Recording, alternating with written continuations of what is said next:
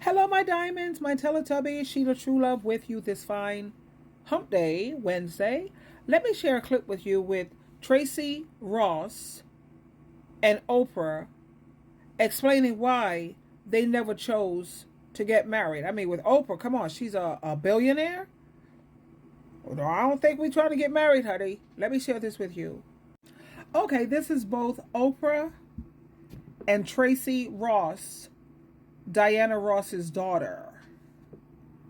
Knew that I would not be able to have the life that I had dreamed if I married. I didn't marry because I've been partnered with Stedman since 1785, and he is a wonderful man, but he is also a traditional man who had his own ideas about what being a wife was. And the moment what I realized, and this is what you all to know for yourself, I wanted to feel worthy enough to be asked.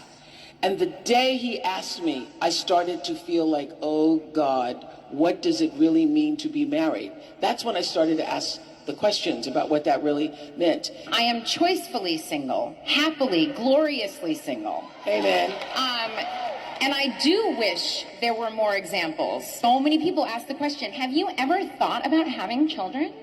Like, I mean, my child gave my life meaning. I'm like, are you saying my life is not meaningful? Yeah. And because of the structure that we live in, it is so easy for me to feel undermined with all the accomplishment that I've had. And my accomplishments, I don't mean the Whopper stuff. I mean, like, I take the garbage out before it stinks. Like, I eat food that's good for me. I get my sleep. I show up for my friends. And that makes a life very meaningful. And somehow the rug gets pulled out so quickly when people put me in the, you should be married. Why aren't you married yet? Like, what's wrong with you?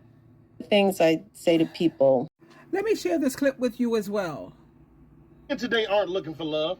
They're looking for an economic bailout. They don't want a partner. They want a sponsor. Too many women out here are mistaking desperation for devotion. A man with no place to call his own, no steady income, and no transportation should not even be thinking about dating. He should be thinking about getting his life together. But instead of doing that, he's out here using women as stepping stones. Pillow to pillow, car to car, paycheck to paycheck. Not looking for love, but looking for a come up. Here's the real gag.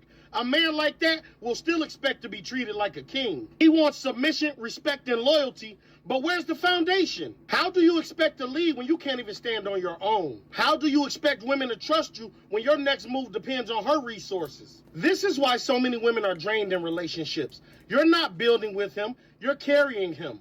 You're not a girlfriend.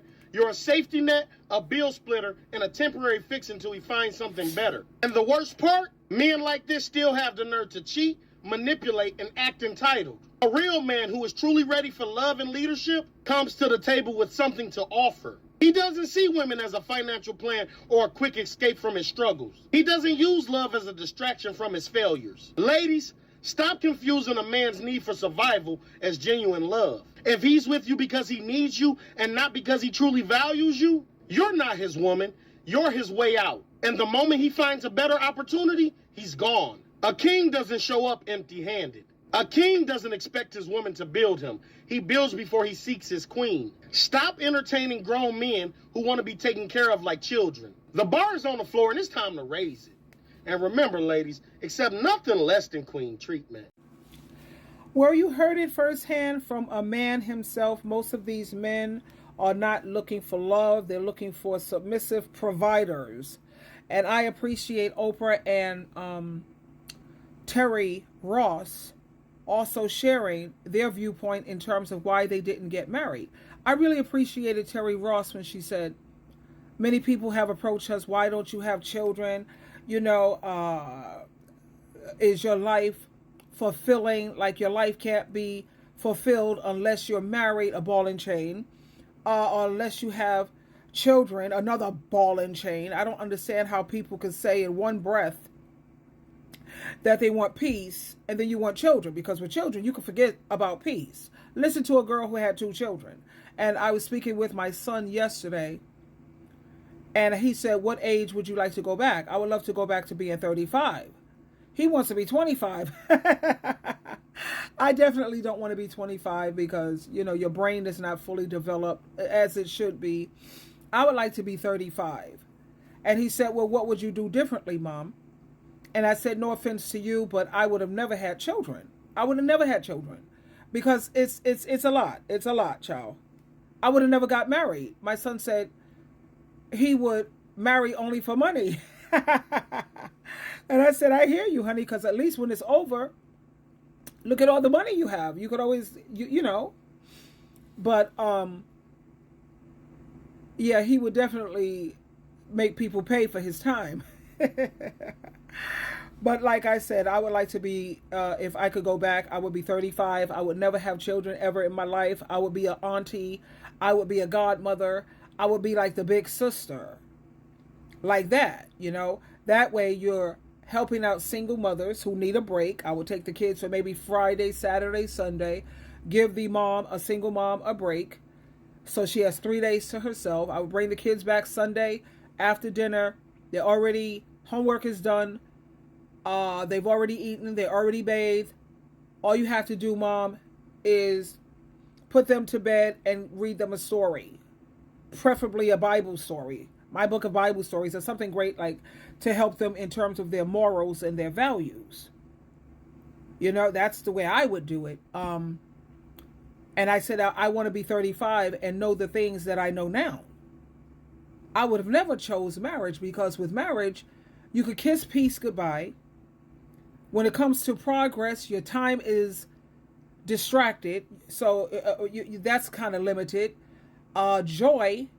I feel that when you're single, you have more joy. Joy is so much better than happiness because happiness is fleeting, whereas joy is something that's internal and it lasts so much longer.